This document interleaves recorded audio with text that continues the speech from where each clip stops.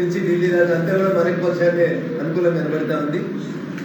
ఎదురుగా మనకు పోటీలు ఎవరు పెద్ద కనబడతలేదు. కాంగ్రెస్ వాళ్ళు కనబడతలేరు. కాంగ్రెస్ వాళ్ళు వచ్చినా జనం ఓట్లు వేసినట్టు కనబడతలేరు. మిగిలింది సిద్దిపేట మేధాకరం మీద అందరూ చెప్పుకునేది టీఆర్ఎస్ పార్టీ అని చెప్తున్నారు. వాళ్ళే కాడి కింద పెట్టి ఇండియాలో ఒక ఆయన ఉంటాడు, 6 అడుగులు ఉంటాడు. అన్నిటికీ నేనే ఉన్నా ముంగటిగా ఉరుకుతూ ఉంటాడు. క్యాండిడేట్ ఏంటంటే సపోర్ట్ చేస్తలేరు. ఆ పక్కనే 10 ఏళ్ళు ఉద్యమాన్ని నడిపించి ముఖ్యమంత్రి చేసిన ఆయన ఉన్నాడు. ఈ నియోజకవర్గంలో మొత్తం వాళ్ళ కాందారు మొత్తం ఉన్నది. సీసల మిల్లలు ఉన్నారు, మామూలు కట్టిన వాళ్ళు ఉన్నారు, కాళేశ్వరం కట్టిన వాళ్ళు ఉన్నారు, ఇంకా కంప్యూటర్ డబ్బాలలో మార్కెటింగ్ చేసుకునే వాళ్ళు కూడా ఉన్నారు. 4 ఉన్నారు పెద్ద మనుషులు ఈ నియోజకవర్గంలో. కానీ వాళ్ళ క్యాండిడేట్ లేడు. ఏం మాట్లాడుతున్నారు వాళ్ళు? ఇక లేతే మంచిగా ఉన్నదని చెప్తున్నాడు సార్. నేను లేవమని అడుగుతున్నాను. చాలా సార్లు చెప్తారు, మనం చిన్నప్పుడు ఊళ్ళో భాగవతం చూసినందుకు మా గుళ్ళ జనార్దన్ గారికి బాగా ఆదుకున్నారు, హనుమంతరావు గారికి ఆదుకున్నారు. టీవీలు లేనప్పుడు, ఈ గోడలు దిద్దిన కాపురాలు, అంత దిద్దిన సంసారాలు లేనప్పుడు ఊళ్ళలో భాగవతం చూసిన కచేరి కడ కూర్చొని భాగవతంలో ముందు ప్లేయర్లు అందరూ వచ్చే కంటే ముందు ఒకడు వచ్చినాడు తుపాకి రావడం. వాడు చెప్తాడు, నేను లేస్తే మంచిగా అంటాడు. మరి వాడు లేవరు అంటే లేస్తాడు. ఎల్లుండి అయితే నామినేషన్లు అయిపోతాయి. ఇక్కడ మామ లేత్తలేడు, అల్లుడు లేత్తలేడు, కొడుకు లేత్తలేడు. శీష్మహల్ ఇంకా ఢిల్లీలో ఓడిపోయింది, పలిగిపోయింది. సీసాలన్నీ కట్టిరు, శీష్మహల్ కట్టిరు ఢిల్లీలో.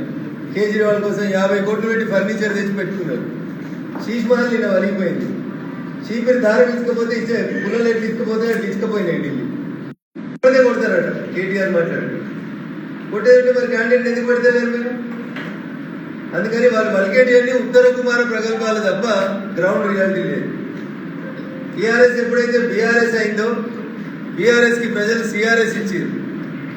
అరే వాళ్ళ సొంత జిల్లా కదా ఇది. కరీంనగర్ పోతే ఏం చెప్తాడు కేసీఆర్? తెలంగాణ ఉద్యమానికి ఊపిరి పోసింది కరీంనగర్ అంటాడు. పుట్టి నీళ్ళైన మెదక్ జిల్లాలో దిక్కులేదు, ఊపిరి పోసిన కరీంనగర్లో దిక్కులేదు. మొత్తం ఉత్తర తెలంగాణ అంతా మేమే ఇట్లా ఊపుతాం, నా బిడ్డ నిజామాబాద్ ఎంపీ ఉంటే మొన్నటి దాకా అంటారు. మరి ఏమైంది క్యాండిడేట్ ఎందుకు పెడతలేరు అంటే వాళ్ళకి తెలుసు.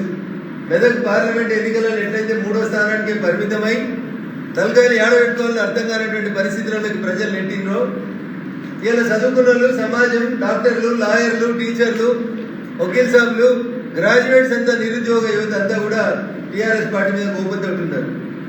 టీఆర్ఎస్ పోటీ చేస్తే 3వ స్థానం తప్ప మళ్ళీ ఇంకో స్థానం కనబడదు.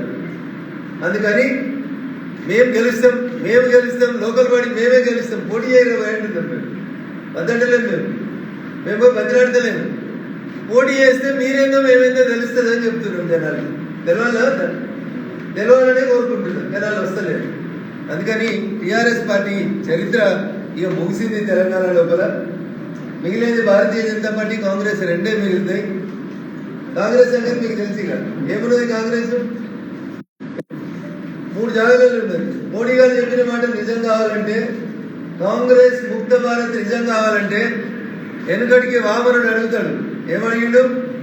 3 అడుగుల జాగీమని అడిగిండు. ఇవాళ మనం తెలంగాణ, కర్ణాటక, ఇంకోటి ఏంటంటే హిమాచల్ ప్రదేశ్, 3 రాష్ట్రాలలో మిగిలింది కాంగ్రెస్. ఈ 3 పోతే ఈ దేశంలో కాంగ్రెస్ అనేది ముక్త భారతం అయిపోతుంది. కాబట్టి ఈ 3 జరగాలంటే దానికి పునాది ఇప్పుడు జరిగేటువంటి ఎమ్మెల్సీ ఎన్నికలు అనేవి పునాదిగా మిగిలింది. టీఆర్ఎస్ వాళ్ళందరూ వాళ్ళే సెల్ఫ్కొని కొట్టుకొని వెళ్ళిపోయారు. ఇక నువ్వైనా ఇద్దరమే తెలుసుకోవాలి. 14 ఏళ్ళ రవంత్ రెడ్డి గారి పాలనలో ఒక్క డిఏ రాలే, రిటైర్డ్ అయినటువంటి పైసలు రాలే, రైతులకి రైతు భరోసా రాలే, 2 లక్షల రుణమాఫీ రాలే, నిరుద్యోగులకి 4,000 నిరుద్యోగ వృత్తి రాలేదు, ఆడపిల్లలకి 18 ఏళ్ళ తర్వాత స్కూటీ రాలేదు. ఏమొచ్చింది అంటే ఈయన ఢిల్లీకి తిరిగేందుకు టికెట్లకు పైసలు వచ్చినాయి తప్ప ఇంకా వేరే ఏం రాలేదు రేవంత్ రెడ్డి గారు.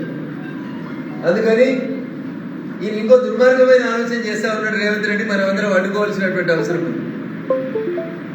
పోయిన ఆయన జీతాలకు పైసలు లేవని దుర్మార్గమైన పనిచేసి 58 ఏళ్ళకు రిటైర్మెంట్ ఏజ్ తీసుకుపోయి 61 ఏళ్ళకు పెంచి నిరుద్యోగ యువకుల యొక్క ఆశల మీద 3 ఏళ్ల పాటు నీళ్లు తల్లి కేసీఆర్ అనేటోడు పోయింది. ఇలా రేవంత్ రెడ్డి అనేటి ఆయన మార్చి 2024 నుంచి ఇవాళ దాకా దగ్గర 8,000 నుంచి 10,000 మంది రిటైర్డ్ అయ్యింది.